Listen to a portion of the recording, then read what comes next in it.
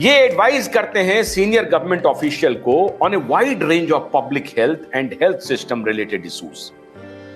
विस्तार से ये बतलाते हैं कि हेल्थ इश्यूज को कैसे हम टैकल करें, उसके बारे में क्या समाधान हो सकता है।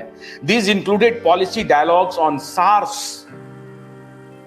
कोविड-19, avian flu H5N1, food safety, AIDS, tuberculosis, hepatitis, antimicrobial resistance, non-communicable diseases, integrated health information system, health sector reform, and universal health coverage in Cambodia, China, Egypt, and in India. यही इनका की स्किल रहा है, की skills हैं इनके पास, ये इनका एक्सपीरियंस है हैंक बेकेडम का। अब प्रोफेसर भास्कर थोड़ा इंतजार कीजिए, मैं ब्रिटिश ब्रॉडकास्टिंग कॉर्पोरेशन का आपको वो वीडियो दिखाता हूं, वो रिपोर्ट दिखाता हूं। मैं आपने जरूर देखा होगा उस रिपोर्ट को, लेकिन हम दर्शकों को दोबारा दिखा रहे हैं ताकि आप जब प्रेस कॉन्फ्रेंस शुरू करें तो और सवाल आप पूछ सकें। जरा ब्रिटिश ब्रॉडकास्टिंग की ये जो रिपोर्ट है उसमें रिपोर्टर ने ये पता लगाने की कोशिश की कि जो लॉकडाउन लगा वो किसने लगाया, जिम्मेदारी किसकी थी। चलिए सरकार की तरफ से तो आया, लेकिन क्या सरकार को किसी ने सलाह दिया? क्योंकि नरेंद्र मोदी जी तो डॉक्टर है नहीं, बाकी जो उनके कैबिनेट के कलीग थे उसमें से जो हेल्थ मिनिस्टर थे तब के वो डॉक्टर थे। क्या हेल्थ मिनिस्टर की उन्होंने सलाह ली या नहीं, ये वो ही बता सकते हैं। लेकिन बाकी बहुत सारी कमेटियां थी यहाँ पे, क्या किसी भी कमेटी की तरफ से कोई सलाह उनको मिला?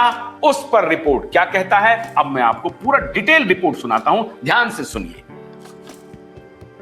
जानकारी नहीं थी किसी भी चीज के बारे में। ऐसा दर्दनाक स्थिति आने से पहले तो मौत आ जाए इंसान को। हमारे माननीय प्रधानमंत्री ने सबके राय मशवरे के बाद ही डिसीजन लिया। आज रात 12 बजे से संपूर्ण देश में संपूर्ण लॉकडाउन होने जा रहा है। दुनिया का सबसे बड़ा लोकतंत्र जैसे थम सा गया।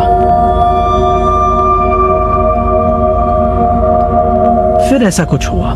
कोई भी यहाँ बैठेगा नहीं, सब पीछे चले जाएंगे।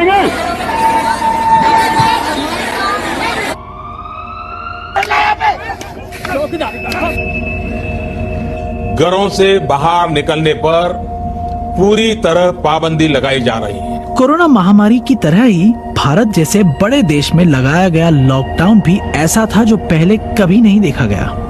उस समय तक चीन में कोरोना के केस और होने वाली मौतें भारत से ज्यादा थी, लेकिन चीन ने भी कभी ऐसा कड़ा लॉकडाउन नहीं लगाया था। यूरोप और दक्षिण अमेरिका में जरूर कुछ देशों ने लॉकडाउन लगाना शुरू कर दिया था। ऐसे में सवाल उठता है कि इतने कड़े लॉकडाउन से पहले भारत ने कैसे तैयारियां की थी।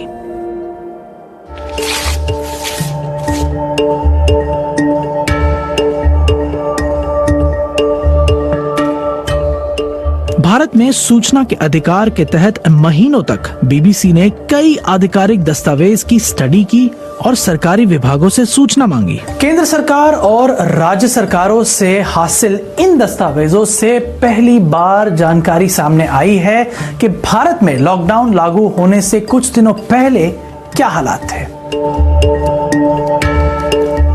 भारत में लॉकडाउन की कहानी को समझने से पहले ये जानना जरूरी है कि इसकी कमान एक सरकारी संस्था नेशनल डिजास्टर मैनेजमेंट अथॉरिटी यानी एनडीएमए के हाथ में थी और इसके अध्यक्ष प्रधानमंत्री हैं।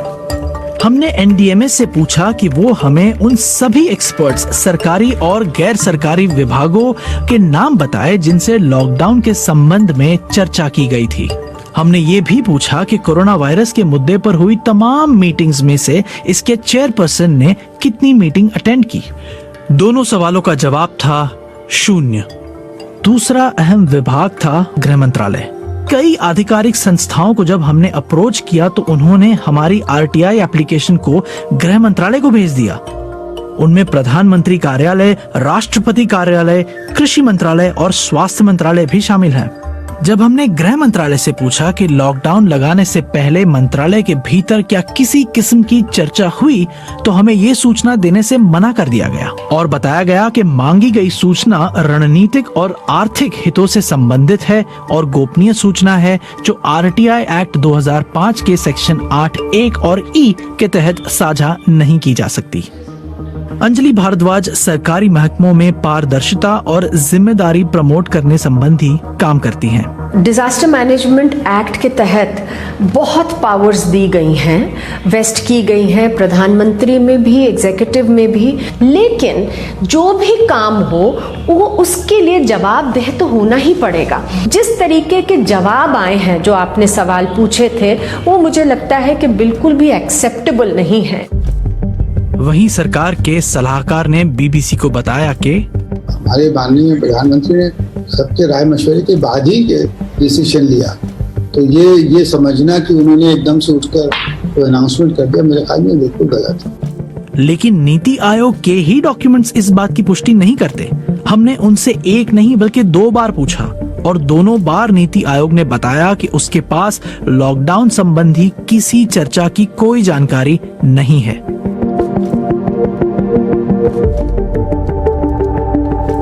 क्या आप जानते हैं ये ऑक्सफोर्ड यूनिवर्सिटी का कोविड-19 गवर्नमेंट रिस्पांस ट्रैकर ग्राफ क्या बता रहा है? ये 24 मार्च 2020 से भारत में लागू लॉकडाउन को 100 में से 100 नंबर देकर विश्व का सबसे कठोर लॉकडाउन बता रहा है। लेकिन जल्द ही सड़कों पर हताश हुए बच्चों, बूढ़ों और महिलाओं की हालत लॉकडाउन को मुंह चिढ़ा रही थी। ये लोग दफ्तर न आ पाए, ऐसे में उनका वेतन न काटे, पूरी मानवीयता के साथ फैसला ले। कितनों के साथ हमदर्दी दिखाई गई और कितनों के साथ मानवीय बर्ताव हुआ, जैसी कि प्रधानमंत्री ने उम्मीद की थी, इसका अंदाजा ही नहीं लगाया जा सकता।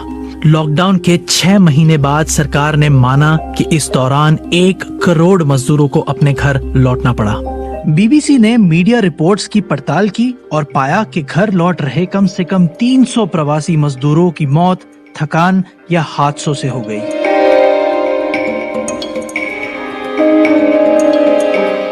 प्रीति सिंह के संगठन ने मजदूरों की हालत पर दस्तावेज तैयार किए।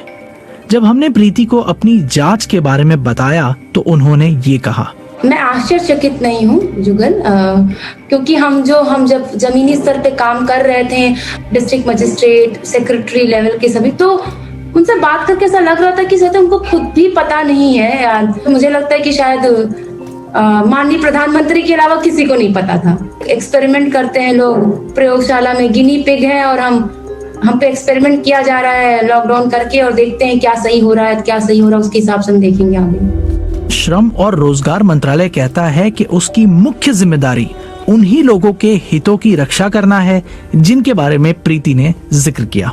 इस मंत्रालय को जब हमने पूछा कि इनके तरफ से लॉकडाउन के पहले सरकार को क्या सलाह दी गई थी, तो ये सारे डॉक्यूमेंट्स इन्होंने भेजे। इसमें से एक भी डॉक्यूमेंट ऐसा नहीं है जिसमें इनके तरफ से कोई ठोस कदम उठाए गए हो लॉकडाउन के पहले, उसका कोई सबूत मिले। राष्ट्रीय लॉकडाउन का ऐलान करते वक्त प्रधानमंत्री मोदी ने इसके आर्थिक असर के बारे में भी चेतावनी